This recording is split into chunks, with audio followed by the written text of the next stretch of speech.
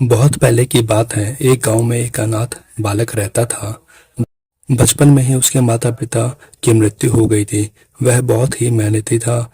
अपनी मेहनत के कारण उसने कुछ ही समय में अपने लिए मकान और खेत खाने कमाने लायक खरीद लिया। उसकी मेहनत को देखकर गांव के सभी लोग उससे बहुत खुश थे। 20-22 वर्ष की आयु में उसने अपना विवाह भी कर लिया। उसकी पत्नी बहुत ही खूबसूरत और आज्ञाकारिणी थी। शादी करने से उसके ऊपर बहुत अधिक कर्जा हो गया था। उसने सोचा कि गांव में रहकर वह अपना कर्जा चुकता नहीं कर सकेगा। इसलिए उसने सोचा कि शहर में जाकर रुपया कमाऊंगा और जल्द ही सारे कर्ज से छुटकारा पा लूंगा। जब वह शहर जाने लगा तो उसकी पत्नी ने उसे एक मजबूत सा डंडा दिया और कहा कि तुम इस डंडे को हमेशा अपने साथ रखना और इससे अपनी रक्षा करते रहना। कई वर्ष हो गए, वह नवयुवक गांव लौट कर नहीं आया। पत्नी खेतों पर काम करती और अपने पति का ध्यान कर एक एक दिन उसकी याद में काटती। वह हमेशा पति का दिया हुआ डंडा अपने पास रखती।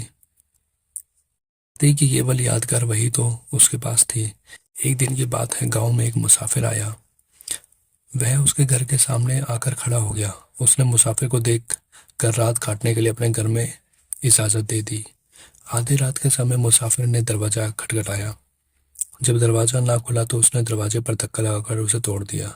उसने जब कोई सहारा ना समझा तो पति द्वारा दिए हुए डंडे को हाथ में लेकर खड़ी हो गई और जैसे ही मुसाफिर उसके सामने आया, उसने डंडे को इतना जोर से उसके सर पर मारा कि वह मुसाफिर धड़ाम से जमीन पर गिर पड़ा।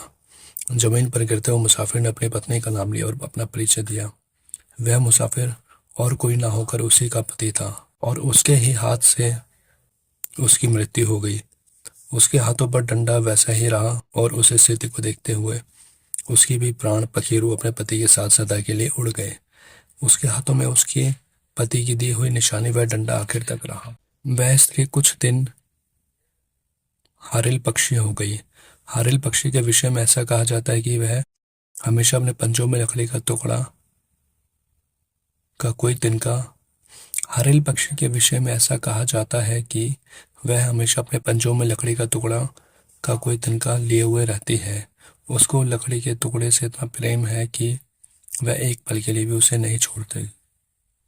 गढ़वाल में अंतराल में आज भी इस पक्षी को देखकर उस पति पत्नी की कहानी याद करते हैं।